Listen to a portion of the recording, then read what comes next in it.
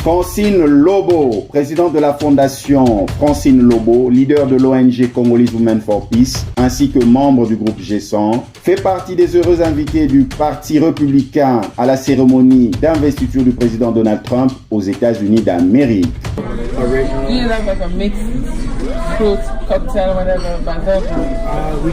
Vous donne rendez-vous pour un décryptage des grandes lignes et des moments forts de la cérémonie d'investiture du 47e président élu Donald Trump le 20 janvier 2025 à Washington. Au programme, le début de la cérémonie d'investiture du 47e président américain Donald Trump, qui prêtera serment sur la Bible devant le président de la Cour suprême des États-Unis d'Amérique. Suivi du discours inaugural où le nouveau président américain présentera les priorités de son mandat au peuple américain. Ensuite, la revue militaire de Donald Trump en tant que commandant suprême des forces armées américaines, suivi de la procession présidentielle traditionnelle de Donald Trump en tant que le nouveau président investi des États-Unis d'Amérique et pour terminer la journée, des bals officiels auxquels participera le président Donald Trump accompagné de la première dame. En direct de Washington, Francine Lobo est reçue par Symphorien Katende, journaliste de Wangila Connect, le média panafricain depuis Dallas, au Texas, aux États-Unis d'Amérique. Sans plus tarder, nous allons saluer notre participante. Francine Lobo, nous vous saluons. Oui, bonjour. Rendez-vous ce lundi 20 janvier 2025 à 12h, heure de Washington, pour une analyse des moments forts de la cérémonie d'investiture du président Donald Trump en tant que 47e président élu des États-Unis d'Amérique. Suivez-nous à Kinshasa sur Géopolis TV, sur notre plateforme YouTube Wangila Connect, tout en activant la cloche de notification pour ne rien manquer et rejoignez le débat.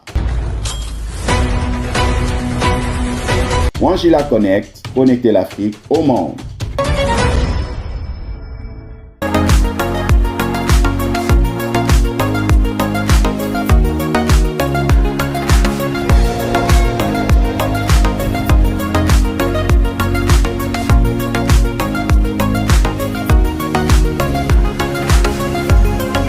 De partout où vous nous suivez, soyez les bienvenus dans votre nouveau numéro de votre magazine depuis les États-Unis d'Amérique où nous serons en connexion avec Washington.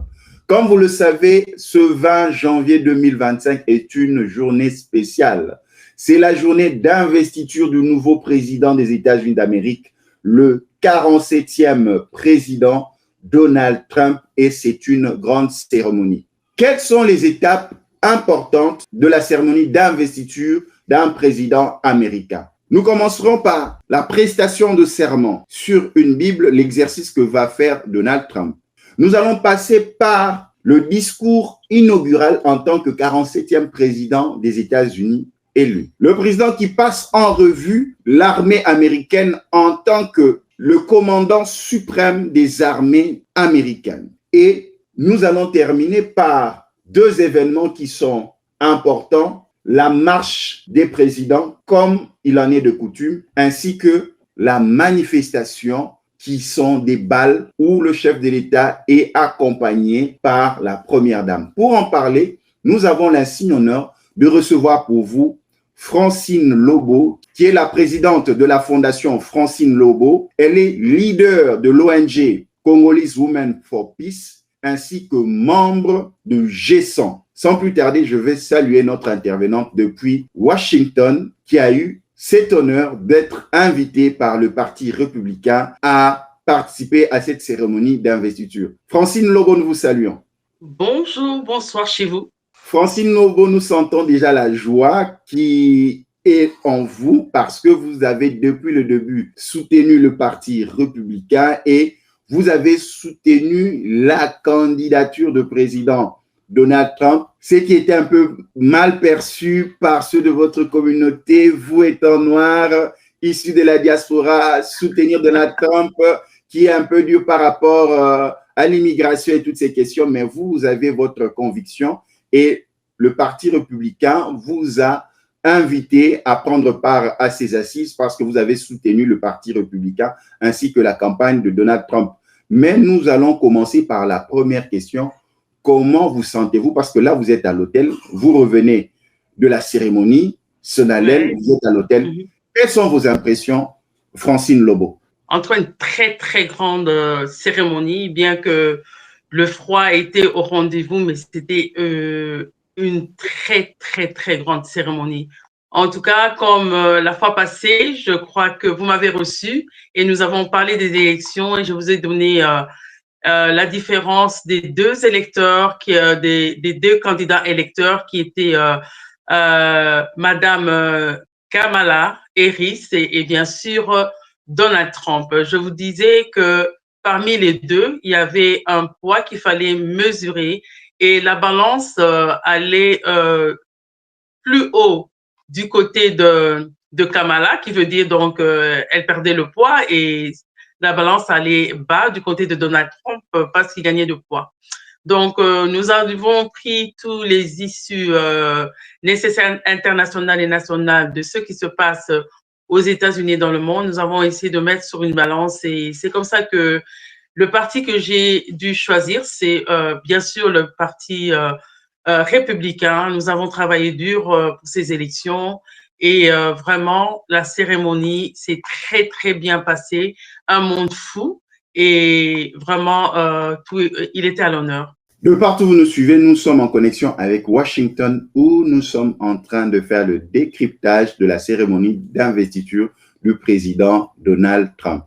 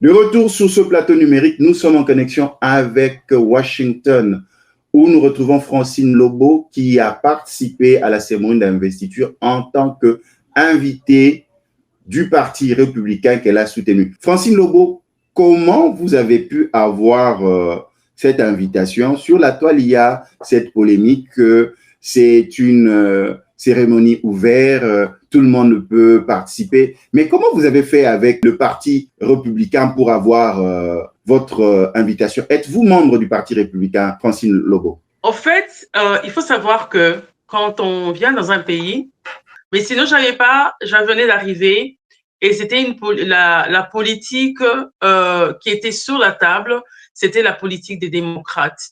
Donc, sans trop étudier, donc j'étais démocrate et puis après, j'ai décidé de réfléchir. J'ai réfléchi, pourquoi? Parce que je regardais mon pays. J'ai regardé mon pays avec la guerre qui se trouve, qui continue en République démocratique du Congo. Et j'ai commencé à comparer les deux pays et j'ai commencé à voir qu'est-ce qui se passait avec la guerre.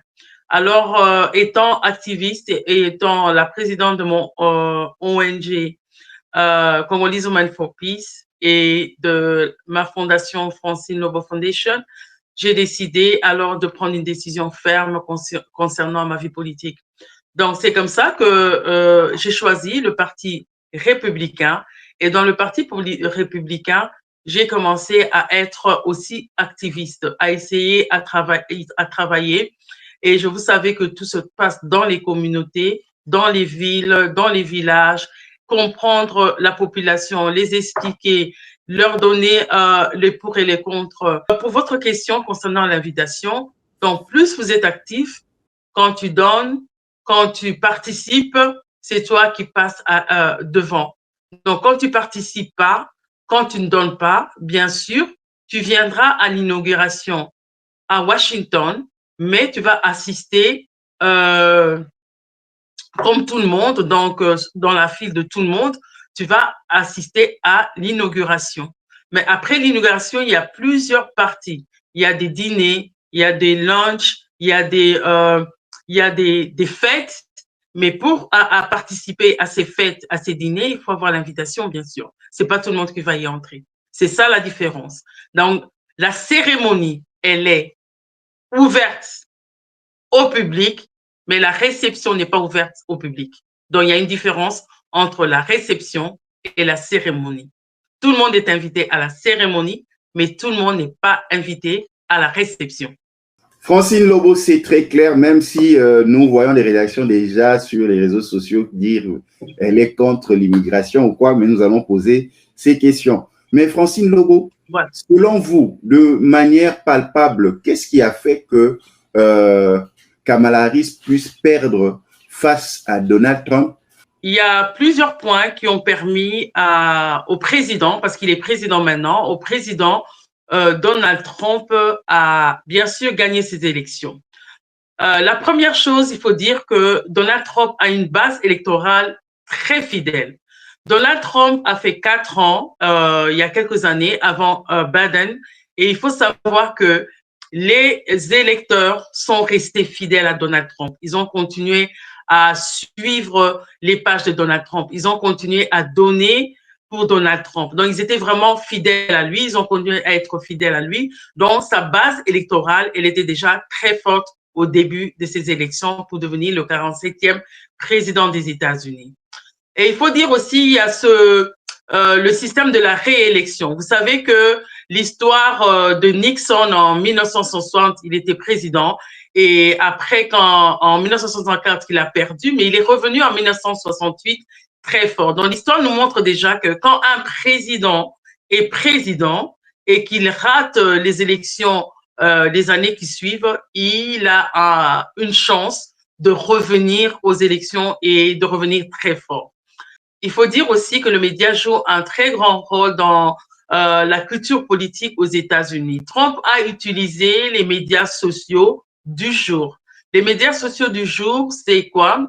Ce sont les podcasts. Mais Trump, malgré les journées longues de la campagne électorale, avait le temps de passer dans les podcasts. Et dans les podcasts, c'est le monde aujourd'hui, c'est la nouvelle ligne des réseaux sociaux. Et c'est comme ça qu'il avait plusieurs voix dans les podcasts et il avait beaucoup de chances de gagner. Nous allons aller à la régie, suivre l'installation et la mise en place de la cérémonie d'investiture du tout nouveau président élu, le président Donald Trump, et nous revenons après.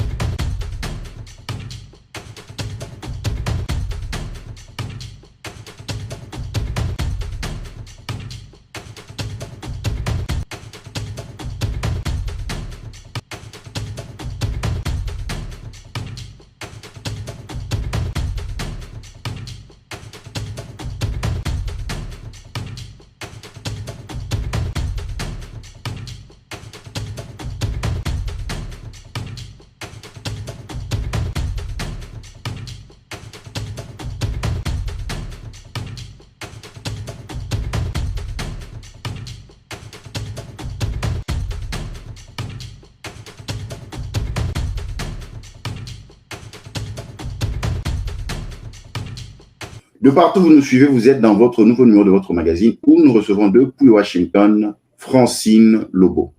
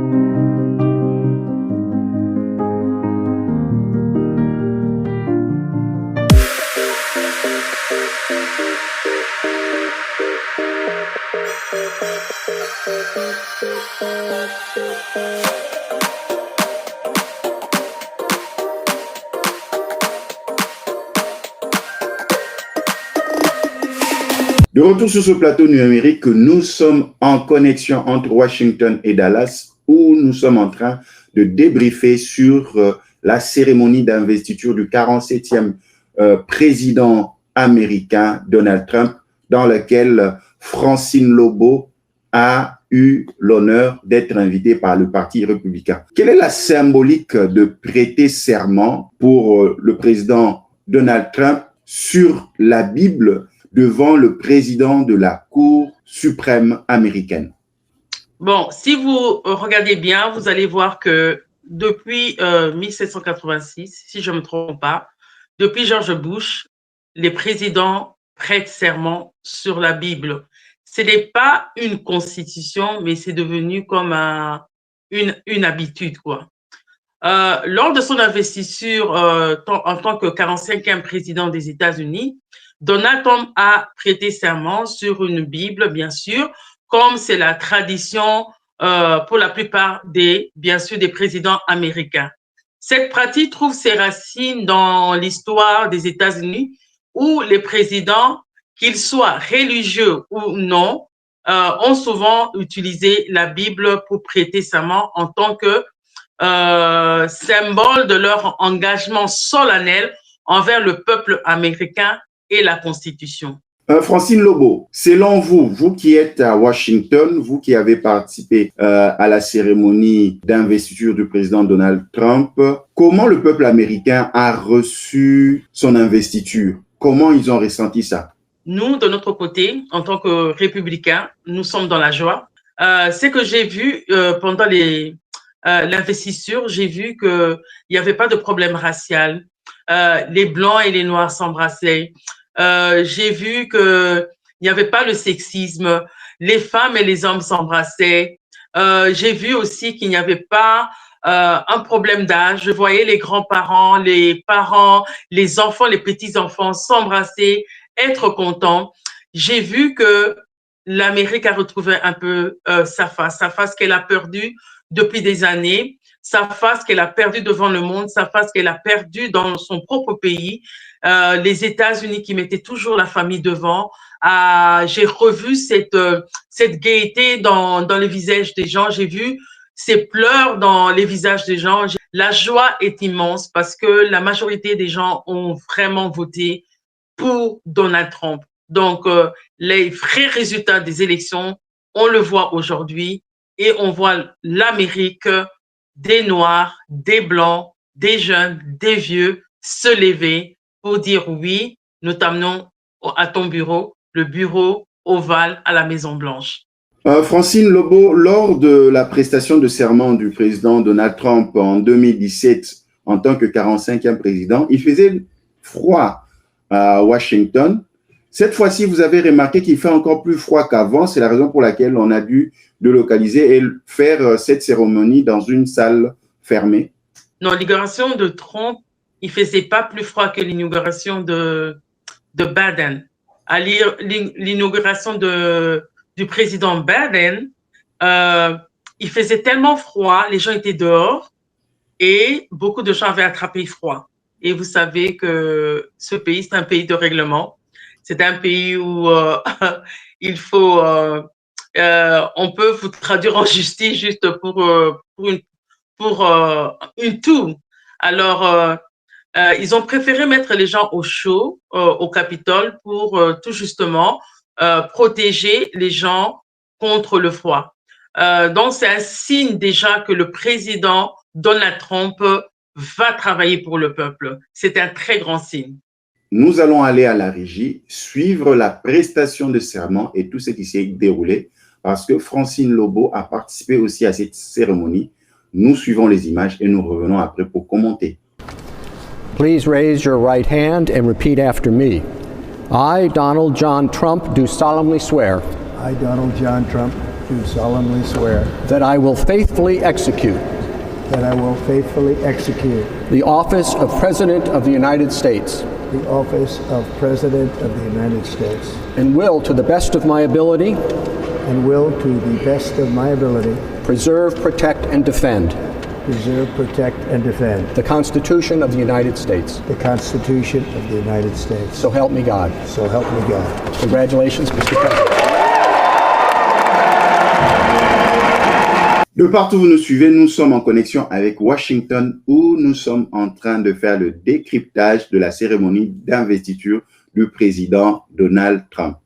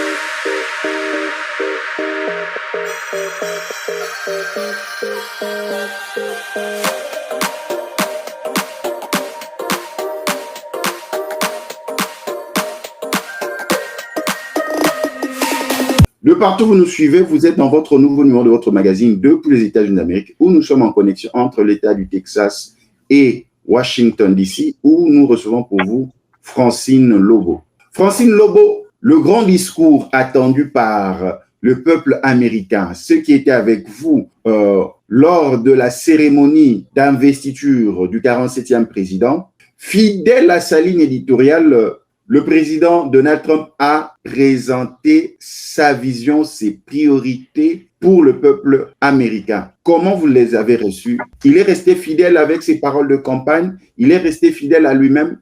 Francine Lobo. Oh, donc, vous connaissez l'homme, vous connaissez le président Donald Trump. C'était un moment vraiment, je crois que le voir en tant que 47e président, il essayait aussi de donner un héritage aux républicains. Il essayait de donner une ligne aux républicains à suivre pour l'Amérique et pour ne pas perdre l'Amérique. C'est un homme qui a travaillé durement dans ce pays. Alors, fidèle à lui-même, comme vous le dites, comme toujours, il a mis l'accent, bien sûr, sur les priorités claires qu'il avait déjà dit pendant ses élections. Et ces priorités sont souvent centrées sur les thèmes comme la réduction des impôts, le renforcement de la sécurité nationale, la politique de l'Amérique first. Donc, il faut mettre le peuple américain devant. Ces priorités ont trouvé un large écho, bien sûr, auprès des partisans sous des applaudissements, qui voyaient comme une réponse aux préoccupations non seulement de l'extérieur, mais de l'intérieur. Les Américains ordinaires ont compris qu'ils avaient maintenant un président qui va regarder droit dans les yeux leurs problèmes. Votre challenger, qui est maintenant président de la République, Donald Trump, promet de faire retourner des gens en situation irrégulière en Afrique, en Amérique, par-ci, par-là. Est-ce que ça ne vous effraie pas quelque part de voir sur sa politique, il y aura des choses que les populations n'ont jamais vues aux États-Unis, par exemple la déportation des gens, être ramenés chez eux de force pour ne pas avoir respecté les lois en vigueur aux États-Unis d'Amérique? Francine Lebeau. Monsieur Seferian, c'est pas la première fois qu'on déporte des gens aux États-Unis, pour votre information. En fait, la loi américaine est très simple. La loi américaine vient officiellement, travaille pour avoir les papiers officiellement, et quand tu travailles pour avoir les papiers officiellement, on te reçoit officiellement, tu as les droits comme tous les Américains, excepté, comme on dit, le droit de voter. Donc, le droit de voter, tu n'en as vraiment pas besoin, mais le droit de manger, d'avoir une maison et de travailler, tu l'as. Alors, pourquoi entrer illégalement? Mais je voulais seulement dire ceci, ouvrir ces frontières pour que des étrangers y entrent, au point à mettre les habitants de ce pays, comment dire, dans l'insécurité, dans la peur, dans l'angoisse. Il faut dire que Donald Trump a raison pour moi de commencer à fermer d'abord la frontière et commencer à déporter et demander à ces gens d'entrer légalement, parce que quand tu es déporté, on te donne la chance de rentrer légalement, et ce qui n'est pas mauvais. Il faut dire que quand on parle de l'économie d'un pays, on doit connaître, M. Symphorien, le nombre d'habitants. Si vous ne connaissez pas le nombre d'habitants, c'est le problème que nous avons aujourd'hui en République démocratique du Congo. On ne connaît pas exactement le nombre des habitants. Si vous ne connaissez pas le nombre des habitants, c'est-à-dire que si aujourd'hui on veut faire une politique d'agriculture en République démocratique du Congo, on ne saura pas combien de personnes nous allons nourrir. C'est comme un père dans sa maison, il ne sait pas combien d'enfants il a, mais vous ne savez même pas que faire exactement pour nourrir cette famille. Et quand vous ne savez pas exactement comment nourrir cette famille, eh bien, le poids, vous le donnez à qui? À la femme, à ces femmes de travailler durement. Et elles connaissent le nombre des enfants qu'elles ont. Ça veut dire qu'elles vont travailler par rapport au nombre des enfants qu'elles ont. C'est la même chose avec l'Amérique. Nous voulons connaître exactement qui est légal, qui n'est pas légal, qui peut avoir tel avantage et qui ne peut pas avoir tel avantage. Donc, c'est regrettable de voir des étrangers venir dans ce pays avoir les avantages que même les habitants de ce pays n'ont pas.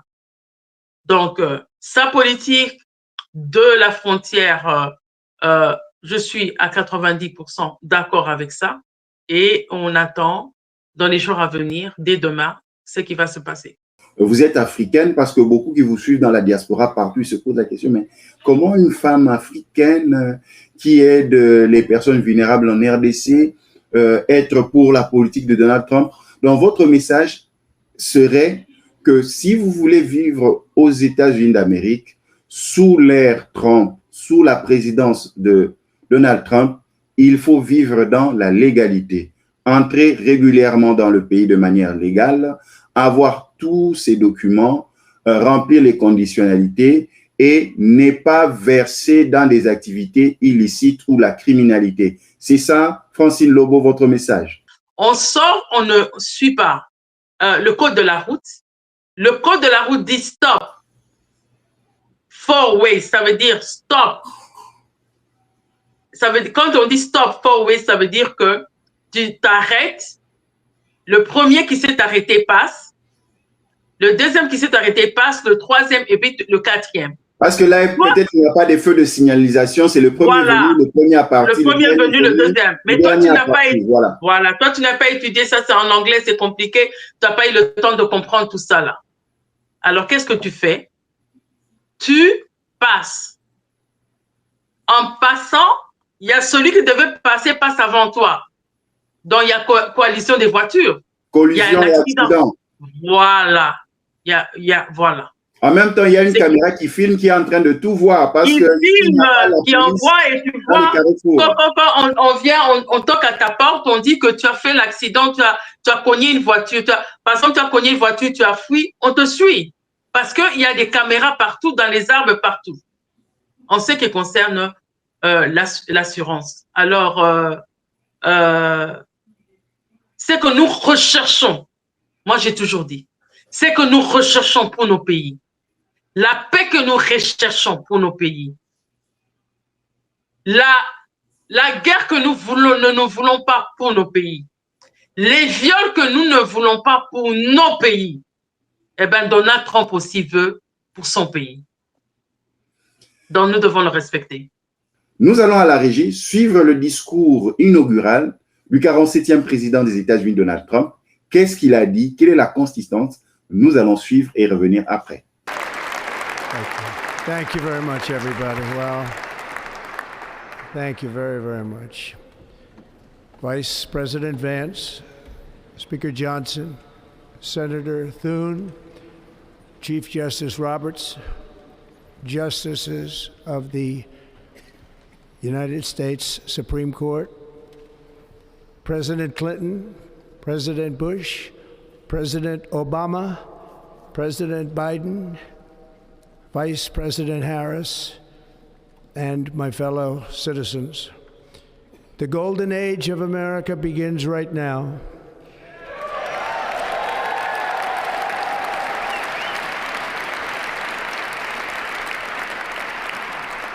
From this day forward, our country will flourish and be respected again all over the world. We will be the envy of every nation, and we will not allow ourselves to be taken advantage of any longer. During every single day of the Trump administration, I will very simply put America first.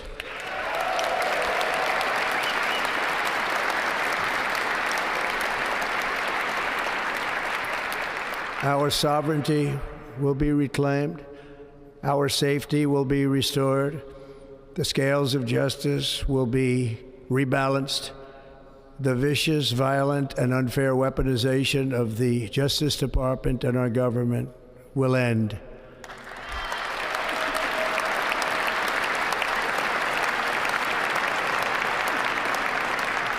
And our top priority will be to create a nation that is proud, prosperous, and free.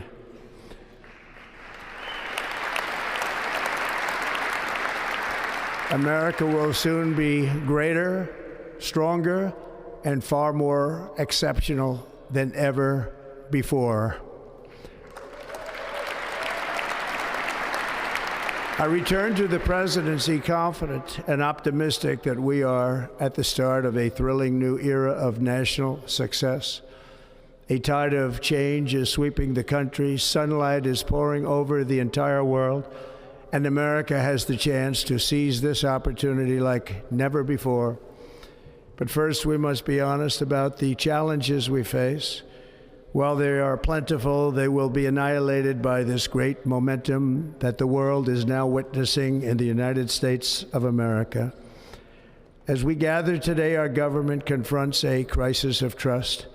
For many years, a radical and corrupt establishment has extracted power and wealth from our citizens while the pillars of our society lay broken and seemingly in complete disrepair. We now have a government that cannot manage even a simple crisis at home, while at the same time stumbling into a continuing catalog of catastrophic events abroad. It fails to protect our magnificent, law-abiding American citizens, but provides sanctuary and protection for dangerous criminals, many from prisons and mental institutions that have illegally entered our country from all over the world. We have a government that has given unlimited funding to the defense of foreign borders, but refuses to defend American borders or, more importantly, its own people. Our country can no longer deliver basic services in times of emergency, as recently shown by the wonderful people of North Carolina, been treated so badly.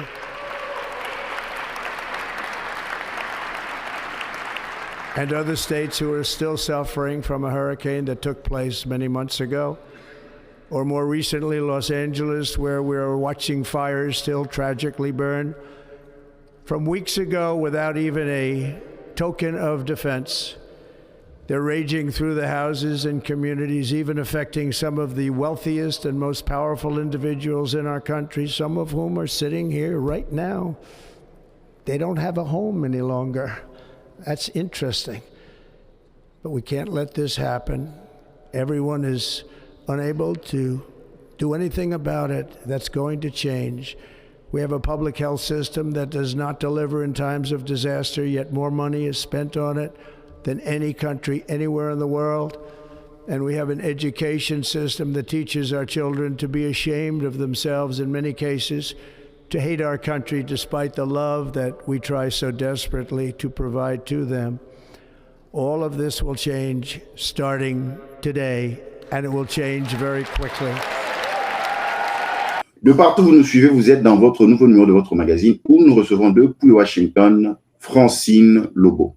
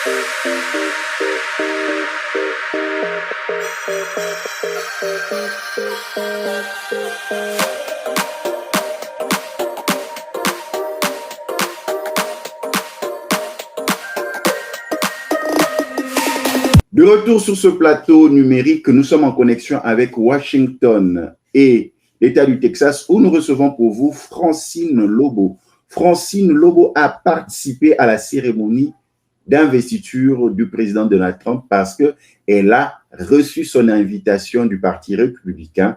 Francine Lobo ne se cache pas, elle a soutenu, elle a contribué dans le Parti républicain pour la victoire de Donald Trump. Qu'est-ce que vous avez ressenti lorsque Donald Trump est présenté comme chef des forces armées américaines? Donc, Donald Trump retrouve le plein pouvoir d'un président américain qui est le commandant en chef des armées américaines, Francine Lobo.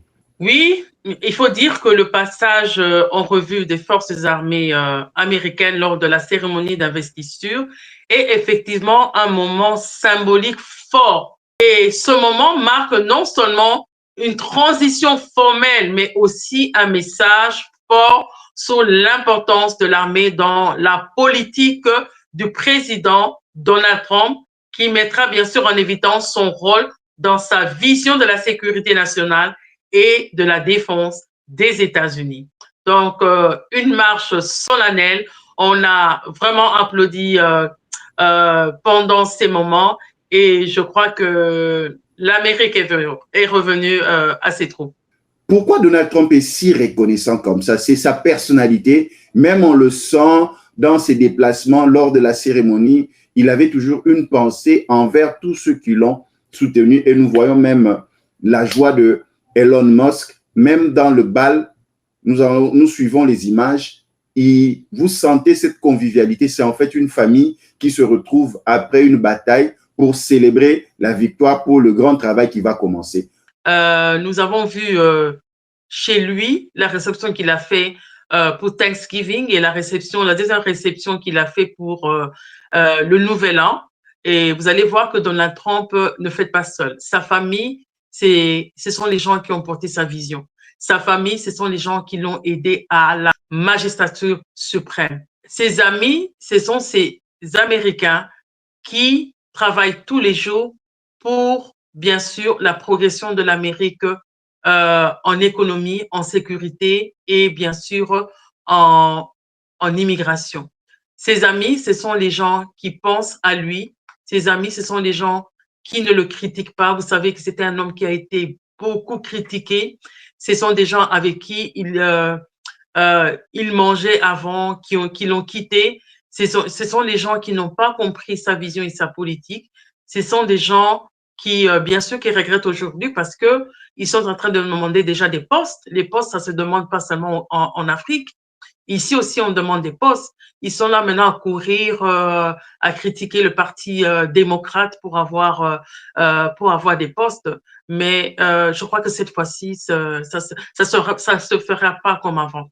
Ça ne se fera pas comme le 45e président. Le 47e président, c'est un homme qui n'a plus rien à perdre. C'est un homme qui ne redeviendra plus président parce que la Constitution l'indique ainsi. Tu ne peux être président que 2 fois. Devenant président pour la 2e fois, Donald Trump, il va prendre la main de ses amis et de ses amis qui veulent travailler. Les gens qui veulent mettre un changement dans ce pays. Les gens qui veulent garder la Constitution. Les gens qui veulent montrer que l'Amérique peut avancer seule. Les gens qui veulent mettre l'Amérique devant toute chose. Tous les gens qui l'ont aidé seront là dans les balles de ce soir. Il y a plusieurs balles. Il faut savoir qu'il n'y a pas seulement un seul bal. Il y en a plusieurs. Et comme il y en a plusieurs, ils devraient passer étage par étage, danser un peu dans tel étage, aller dans tel groupe et tout et tout.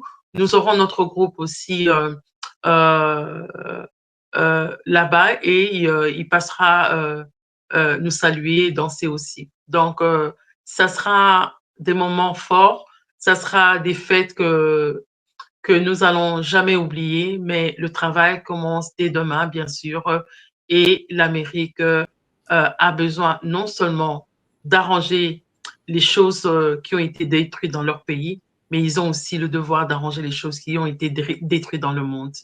En image, nous allons à la régie suivre l'un des bals dans lesquels le président Donald Trump a participé et nous revenons après.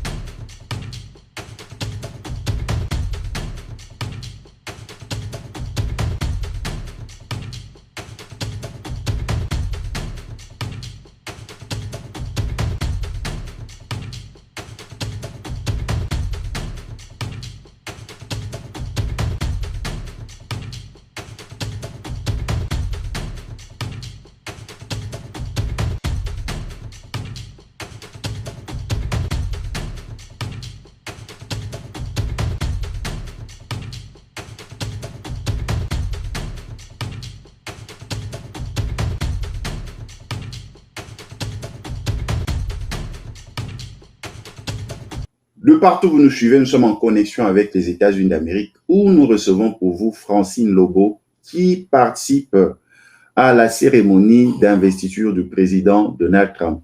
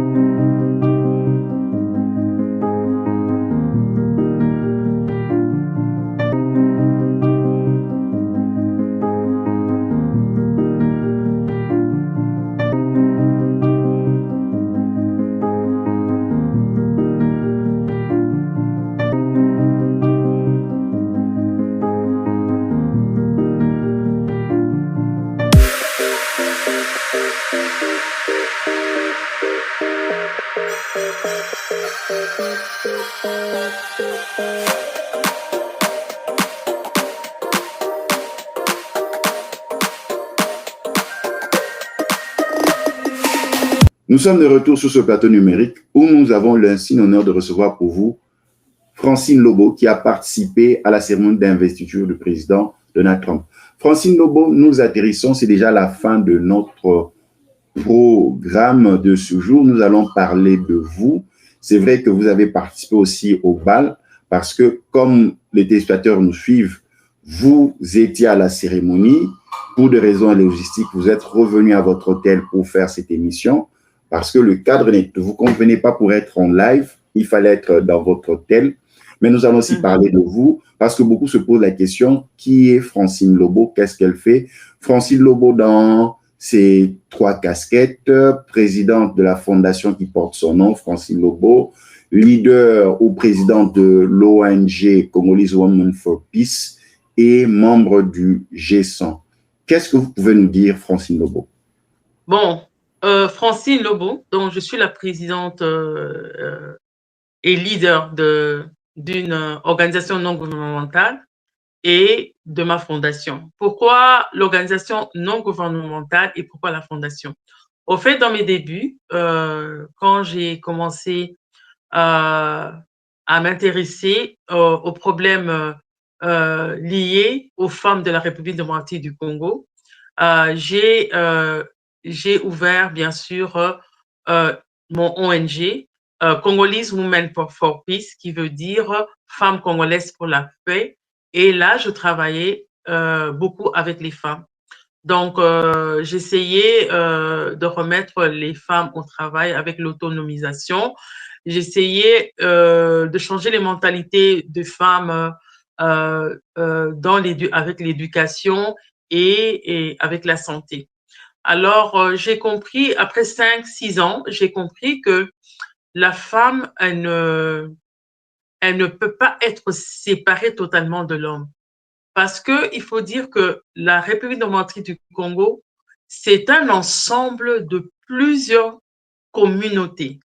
Et une fois que tu sépares soit la femme, soit l'homme de cette communauté, eh ben, tu la sépares totalement de son monde de vie. Ce qui fait que cette femme, elle se sent perdue, elle se sent vraiment perdue et elle n'arrive pas à évoluer. Je donne un exemple. Je travaillais avec des femmes du Kivu et qui habitaient près du volcan Nyiragongo. Ces femmes, elles n'avaient pas d'autres moyens pour vivre que l'agriculture. J'ai dû essayer de déplacer quelques femmes pour qu'elles puissent aller dans la ville de Goma et essayer de vivre là-bas, essayer peut-être de trouver du travail. Ces femmes, à un certain moment, ont trouvé des difficultés de vivre à Goma. la vie à Goma est peut-être meilleure que vers le volcan de Nyiragongo, ces femmes étaient mieux à l'aise plutôt à Nyiragongo parce que c'était leur communauté, parce qu'il y avait un mode de vie, il y avait un langage là-bas, un langage euh, euh, euh, corporel, un langage qui n'était pas tellement peut-être verbal, mais corporel, un langage qui les permettrait à communiquer avec les populations de Nyiragongo qui étaient différents de la population de Goma. Alors, j'ai décidé de créer maintenant ma fondation, qui est la Fondation Francine Lobo. Et cette fondation, je travaille maintenant avec les communautés. Et dans ces communautés, je regarde maintenant la façon de vivre de ces communautés et j'essaie de les aider à utiliser ce qu'ils ont dans leur communauté et se développer dans leur communauté. Et voilà, donc c'est ce que je fais. Mr. Speaker. In 1864, after the new House wing of the Capitol was built and in the midst of the Civil War, Congress dedicated this chamber to host statues chosen by every state. Walking into the hall, we all passed under the arch holding the marble Car of History clock. The statue shows Clio, the Greek muse of history, holding a book to record events as they happen. And as you can see, she's heard a lot of stuff. And as she rides her chariot forward into the future, she looks behind her to remember the past. She remains here as she has for hundreds of years, a reminder that history will remember the events of the present, and it is on us to write that history right now. Speaking of art, the painting right here before you, I chose this painting for this lunch this summer, and it's titled American Horizon. It's by Jane Wilson, who grew up on her family farm in Seymour, Iowa. Coming from the middle of our country, Senator Fisher and I both liked the painting because the artist is from America's heartland, but the horizon could easily be Florida, Mr. President. I will also note that this is the first time in history we are featuring the work of a woman artist at this lunch, and we thank the Art Institute of Chicago for their assistance. Looking at the vast open landscape of this painting, we're drawn to the bottom of the frame where the land or the water, depending on where you're from, meets the sky, and the horizon endures. The enduring horizon is especially meaningful for us today as we mark our enduring democracy as we approach its 250th anniversary. It's a reminder that what's over the horizon is our next chapter. And it is my prayer that the people in this room can write that chapter together. I'd now like to ask U.S. Senate Chaplain Dr. Barry Black, and we thank God he is back with us and in good health, to deliver the invocation, after which lunch will be served. Thank you.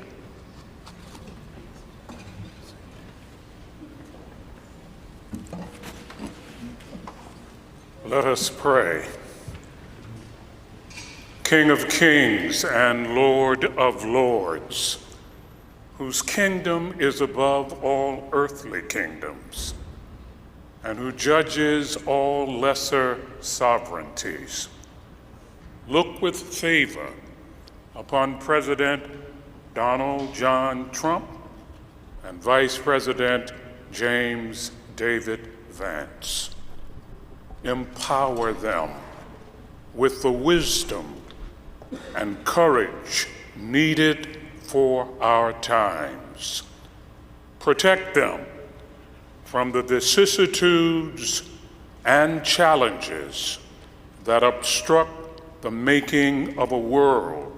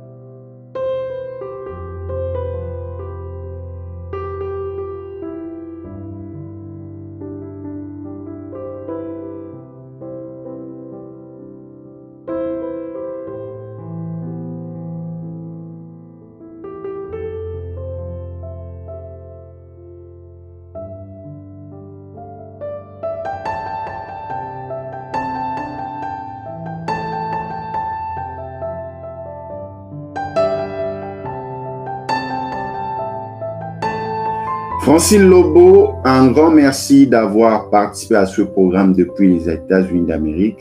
Un dernier mot pour mettre un terme à cette journée mémorable où vous avez participé à la cérémonie d'investiture du président Donald Trump. En tout cas, je suis très contente d'abord de ces élections. Je suis contente de cette réussite. Je suis contente de ce qui se passe aujourd'hui pendant l'inauguration. Je suis contente de cette Amérique qui veut travailler. Je suis contente de voir les partis politiques prendre des décisions pour leur pays. Je suis contente de voir et les hommes et les femmes travailler ensemble et se réjouir ensemble pour avoir une Amérique meilleure. Alors, mon dernier mot, ça sera ceci. L'Amérique ne peut pas évoluer qu'avec les républicains. L'Amérique doit évoluer avec les républicains, les démocrates, les libéraux. Être président, c'est juste un passage. C'est un passage de 4 ans. C'est un passage, on ne peut pas arrêter sa vie pendant 4 ans pour attendre un président de son parti politique revenir au pouvoir et recommencer à vivre. C'est perdre 4 ans de sa vie. Le président Donald Trump a ouvert ses mains. Je demande et j'invite à toute l'Amérique de mettre sa main afin que cette Amérique que nous avons aimée, cette Amérique que nous avons appréciée il y a des années, que cette Amérique puisse retrouver ses forces, que cette Amérique puisse retrouver sa place, que les enfants de l'Amérique puissent retrouver leur place ici. L'Amérique mettait toujours la famille devant, il mettait les enfants devant, que cette Amérique revienne et qu'elle revienne très bientôt. Un grand merci, Francine Lobo. Thank you. Là, on va fêter, hein? C'est la fête. Vous allez fêter, oui. Francine Lobo retourne au bal. Moi, je vais rentrer fêter. Donc, on vient me chercher dans quelques minutes. Donc, je vais rentrer fêter et vraiment, fête à Rakaka. Oui, et pour revenir, il y a une différence entre cérémonie et réception. À la cérémonie, tout le monde vient. Mais à la réception, tout le monde ne vient pas.